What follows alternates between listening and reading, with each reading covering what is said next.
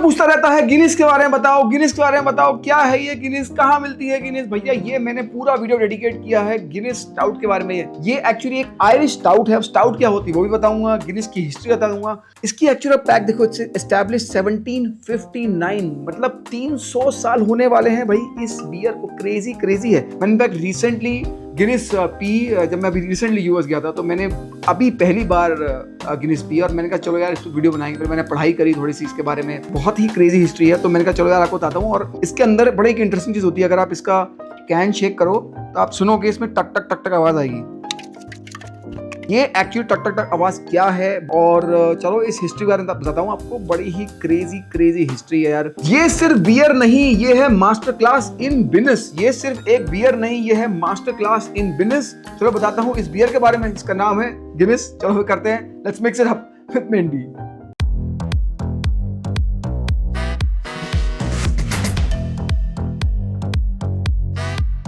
सबसे पहले जानते हैं कि स्टाउट होती क्या है और गिनीज में काला रंग आता कहां से। क्या इसमें कोई काला रंग ऐड कर रहे हैं? तो यार देखो, जैसे कि सारी बियर बार्ले, वीट या राइस से बनती है। जो हम मॉल्ट बोलते हैं वो एसेंशियली मॉल्टेड बार्ले है, तो काफी बियर बनती है मॉल्ट से। लेकिन इसमें क्या करते हैं, हम बार्ले को पहले रोस्ट कर देते हैं। बार्ले को खुद जाता है तो उसका वैसे ही कलर डार्क होता है। तो उससे जब बियर बनाते हैं, उसको जब हम स्टीप करते हैं वाटर में तो वो डार्कर लिक्विड बनता है। उसको फर्मेंट जब करते हैं तो डार्कर बियर बनती है, बिकॉज जो बार्ले है वो एक्चुअली रोस्टेड है। और क्योंकि बार्ले रोस्टेड है, इसमें जो उसमें फ्लेवर नोट्स आएंगे वो आएंगे उसमें कोको, जो कि चॉकलेट या coffee, and has a solid mouth feel because of the texture. December 31st 1759 मतलब ऑलमोस्ट 300 साल पहले इसके जो फाउंडर थे आर्थर गिनीज, वो गए एक डिस्टलरी में, सेंट जेम्स गेट पे गए। डिस्टलरी थी पुरानी। उन्होंने कहा भैया ऐसा है, मैं बनाऊं यहाँ पे बियर, तुम मुझे ये लीज आउट कर दो। उन्होंने कहा भैया ठीक है, तुम बताओ कितने साल के लिए चाहिए। उस इंसान ने पता क्या बोला, उसने ये लीज पे ली कितने साल के लिए, 9000 साल के लिए। अबे 9000 साल के लिए। और डील क्या थी, 45 पाउंड पर ईयर, 45 पाउंड, जो कि आज के डेट में हो गए मतलब 5000 रुपए। कौन करता है भैया ऐसे? हम यहाँ पे जब टेनेंट से घर लेते हैं 11 महीने की लीज करते हैं। उसने इंसान ने 9000 की लीज साइन करी। तो ये आइकॉनिक डिस्टलरी है जो डबलिन में है, इनफैक्ट सेंट जेम्स गेट में। इनफैक्ट मैं बहुत रिसेंटली वहां जाने भी वाला हूं। पहले तो देखो आर्थर ने बनानी शुरू करी एल्स, क्योंकि उस टाइम पे एल्स पॉपुलर थी, तो वो एल्स बना रहे थे। फिर उन्होंने देखा 1770s में, मतलब कुछ 10-12 साल में उन्होंने देखा कि यार लोग ना कुछ काली बियर पीने के शौकीन हो गए, तो स्टाउट पी रहे हैं। तो उन्होंने फिर सोचा कि चलो स्टाउट बनाते हैं। एंड 1799 में एक्चुअली उन्होंने कहा भैया ऐसा है, अब मैं सिर्फ और सिर्फ स्टाउट बनाऊंगा। तो एल जो बना रहे थे वो 40 साल तक उन्होंने एल बंद कर दी कि भैया फोकस करते हैं यही ब्लैक स्टफ पे। तो बाय 1880 मतलब 120 साल आफ्टर एस्टैब्लिशमेंट, 120 साल के बाद actually this became the biggest brewery in the world. भैया आप समझ रहे हो, 120 साल में ऐसे क्रेजी ग्रो किया उन्होंने, and they were producing like anything. रफली 100 साल के बाद उन्होंने कहा हमें चाहिए एक विजुअल आइडेंटिटी, और विजुअल आइडेंटिटी आई ये जो हार्प है। आप जो इस पे हार्प देखोगे, ये जो हार्प बना हुआ है, that became the visual identity. और ये कोई एक्चुअली एक आइकॉनिक हार्प है जो ट्रिनिटी कॉलेज में एग्जिस्ट करता है। ठीक है, ये हार्प आइकॉनिक है, बट इससे ज्यादा पता है आइकॉनिक स्टोरी क्या है। 1922 में आयरिश इंडिपेंडेंस हुई तो आयरिश फ्री स्टेट बना, और उनको भी आयरलैंड, गवर्नमेंट ऑफ आयरलैंड को भैया चाहिए था, उनको भी एक एम्बलम चाहिए था। और उनके पास भी होता कि भैया आइकॉनिक सिग्निफिकेंस तो हमारे हार्प की है, बट हार्प तो ऑलरेडी भाई साहब हमारे गिनीज वाले ट्रेडमार्क ले चुके थे और उनका बहुत सारा एसोसिएशन था। तो वही हार्प एक्चुअली, अगर आप कोई आयरिश पासपोर्ट देखोगे तो आप यही हार्प देखोगे, बट वो हार्प एक्चुअली फ्लिप होगा। वो जैसे ये फेस राइट कर रहा है, वो फेस लेफ्ट करेगा। तो basically they build the brand before the Irish government could use it as an emblem. तो इसलिए हार्प सेम है, बट एक हार्प इधर देख रहा है, एक हार्प इधर देख रहा है। आयरिश पासपोर्ट पे भी यही हार्प दिखता है। मतलब आप समझ रहे हो कि ये आयरलैंड में है, लेकिन आयरिश गवर्नमेंट वो हार्प को वैसे यूज नहीं कर पाई जैसे गिनीज करता है, क्योंकि उनको आज तक कॉपीराइट इंफ्रिंजमेंट, भाई साहब आयरलैंड गवर्नमेंट से पहले इन्होंने भैया ब्लॉक कर लिया ये एम्बलम। और क्रेजी स्टोरी है यार ये। आपको पता है आज की डेट में सारी गिनीज एक्चुअली नाइट्रोजनेटेड होती है, नॉट कार्बोनेटेड। एक्चुअली सारी बियर जो आप देखोगे वो होती है कार्बोनेटेड, मतलब जो उसमें फिज आती है वो आती है कार्बन डाइऑक्साइड से। पहले 200 साल तक गिनीज भी वैसे ही बनी, कार्बोनेशन होता था, CO2 से होती थी। बट जो 200 साल की एनिवर्सरी थी, 1759 में बनी, तो 1959 में उन्होंने कहा भैया हम कुछ अलग करेंगे।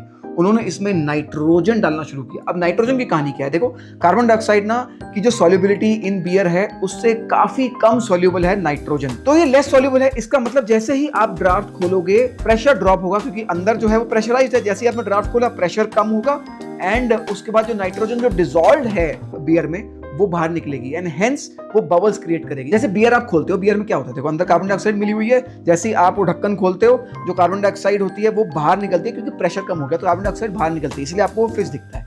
बट क्योंकि नाइट्रोजन और भी कम सोल्यूबल है तो वो ज्यादा बबल्स बाहर निकलते हैं, it becomes like a creamy feel, और छोटे बबल्स होते हैं नाइट्रोजन के, इसलिए वो क्रीमी फील आती है, जबकि कार्बन डाइऑक्साइड के बड़े बबल्स होते हैं, इसलिए fizzy versus creamy, that's the difference between carbonated and nitrogenated. Interesting है ना यार। We have a chilled glass, we have the Guinness, अब टाइम है इसको पोर करने का। बट सबसे पहले अगर आप इसका सुनोगे तो इफ यू सी दिस, इसमें टक टक टक आवाज आ रही है।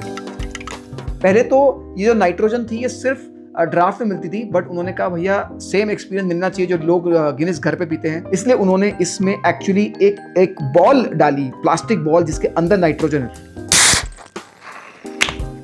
I don't know if you could feel it, but has a different sound because the nitrogen actually releases from that plastic ball and rises through the beer. The room smells of roasted barley. चलो यार pour करते हैं। You see that creamy beer is because of nitrogen. So there is a ritual of pouring Guinness beer and they say it's a 2-minute ritual. So 119.5, they are so precise, 119.5। मैं recently US में था, मैंने draft order किया तो उसने इतना पोर करके ना छोड़ दिया, तो मैंने कहा भाई मैं थोड़ा इम्पेशेंट होता, मैं दे भाई जल्दी से पी लेते हैं, और वो आराम से घूम रहा है। और वो बंदा, वैसे हम आयरिश बार गए थे और वो आयरिश ही था तो उसको पता था, तो मैं थोड़ा वेट करते हैं। मैंने बाद में आगे पढ़ा कि it is a 119.5 second ritual, कि पहले वो पोर करते हैं 45 डिग्री इसको टिल्ट करके और फिर ऑलमोस्ट 2 मिनट वेट करते हैं, बट मैं वेट नहीं कर रहा, let me just, and then they pour it again. If you see this closely, you'll see these bubbles descending, and that is because जो नाइट्रोजन है जो बीच में से राइज कर रही है, एंड साथ में जो लिक्विड है वो एक्चुअली डिसेंड कर रहा है, क्योंकि बीच का लिक्विड राइज कर रहा है तो साथ का लिक्विड कॉम्पनसेट करने के लिए ऑफ कोर्स नीचे जाएगा। And look at the beautiful creamy head, मतलब if you see actually the head, let me show you how creamy this is. Look at, it's like a milkshake. This creamy head is because of the nitrogen, because nitrogen के जो bubbles हैं, these are actually much smaller than your CO2 carbon dioxide bubbles, and look how creamy this foam is. चलो test करते हैं फिर। Beautiful. It's amazing. It has that roasted smell. It's amazing. It has those notes of coffee, cocoa. Think of like mocha but cold without the milk, but it has that creamy feel because of the nitrogen bubbles. But look beautiful it is, yeah. And if you actually see the color in the light, it is not actually black, it is actually dark ruby. I don't know if you can see the color, but I can see through the light and it is actually dark ruby. Oh बढ़िया एकदम, like afternoon summer, this is beautiful. Next time when you get a Guinness can, एक बार उसको carefully, of course मतलब हाथ वाथ मत काट लेना, उसको एक बार काट के जरूर देखना, and I will tell you why.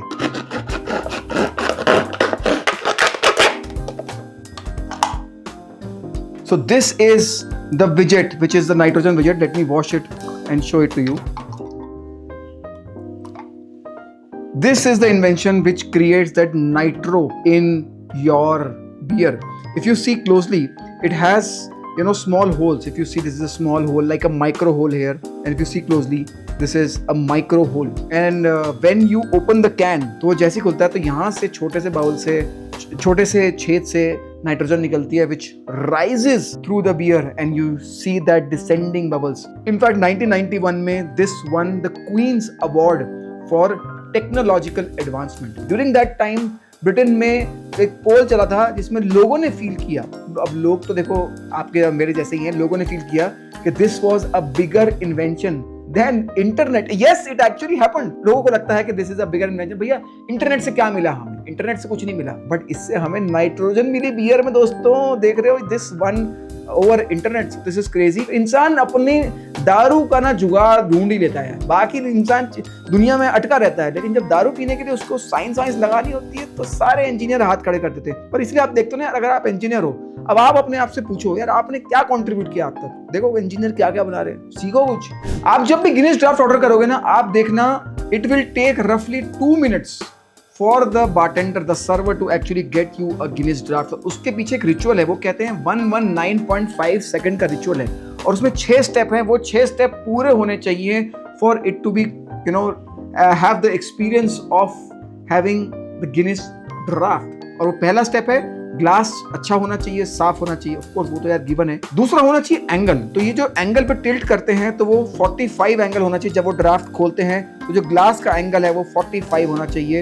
That is also defined as a part of their SOP, standard operating procedure. देख रहे हैं आप। फिर उसके बाद थर्ड स्टेप है फर्स्ट पोर। बेसिकली हैंडल को अपनी तरफ खींचो और जो ग्लास है उस पर भी हार्प बना होता है, तो हार्प के एक सर्टेन लेवल तक वो पोर होगी तो आपको पता है कि यहां तक पोर हो गई है। Fourth step is basically you let the foam let the head settle. तो बेसिकली एक सर्टेन लेवल तक उसको करते हैं, फिर उसके बाद वो वेट करते हैं। तो इसमें लग जाते हैं कुछ 1.5-2 मिनट, उसको सेटल करते हैं। फिर उसके बाद टॉप ऑफ करते हैं। Fifth step is actually top of. Top of में क्या करते हैं, हैंडल को अपनी तरफ ना खींच के दूसरी तरफ खींचते हैं। उससे होता क्या है, कुछ एक डिफरेंट उसमें मैकेनिज्म होता है, रिस्ट्रिक्टर प्लेट होती है, वो एक्चुअली स्किप हो जाती है and then it actually comes gushing down. वो जो गश डाउन होता है फिर गिनेस, वो actually create that head on the top. तो 2 डिफरेंट पोर हैं, एक हैंडल को अपनी तरफ खींच के, एक हैंडल को दूसरी तरफ खींच के। देख रहे हो भाई साहब इन्वेंशन। तो वो उससे आपका हेड क्रिएट होगा एंड उसके बाद presentation. Basically the glass is always handed when the harp should look at you. तो ये तो मेरा गिनीज का ग्लास नहीं है, बट गिनीज का जो ग्लास होता है उसमें हार्प बना होता है, यही वाला हार्प बना होता है और वो ग्लास ऐसे सब होता है कि the harp is facing the customer. देख रहे एसओपी देख रहे हो आप भाई साहब, बियर पिलाने का भी एसओपी है। मैं तो फैन हो गया भाई साहब, क्रेजी है यार। And you know long history, of course they had almost 300 years to create this SOPs। बहुत सारे मैनेजमेंट चेंजेस हुए होंगे, तो ऑफ कोर्स ये प्रोसीजर बनना is not a big deal. So there is a lot of history and lot of science art in creating what we see Guinness today. Interesting बड़े episode था ना। मैं बहुत जल्दी आयरलैंड जाने वाला हूँ, मैं ट्राई करूंगा गिनीज बियर वहाँ पे और थोड़ी सी हिस्ट्री बारे में और जानूंगा, और अगर कुछ और नई इन्फॉर्मेशन मिली तो फिर एक वीडियो बनाऊंगा। इंटरेस्टिंग एपिसोड था ना यार। देखो गिनीज इंपोर्टेड मिल जाती है, इंडिया में इंपोर्ट नहीं होती, बट कुछ आई थिंक जगह मिल जाती है, मुझे नहीं पता कहाँ मिलती है। बट अगर कोई दोस्त आपका कहीं भी जा रहा है, कहीं भी मिल जाएगा, यूएस में मिल जाएगा, यूरोप में मिल जाएगा, कहीं भी जा रहा है, उससे 4 कैन मंगा लो। I think you would love to drink this if you love a stout, if you love something more which has a much better mouthfeel. This is a must try. If you see this has been resting for a while, but you can still see the head, you can still see the creaminess. इसलिए मैं कहता हूँ दोस्तों, बहुत कुछ है पीने को, तो थोड़ा बहुत मिक्स इट अप करते रहो।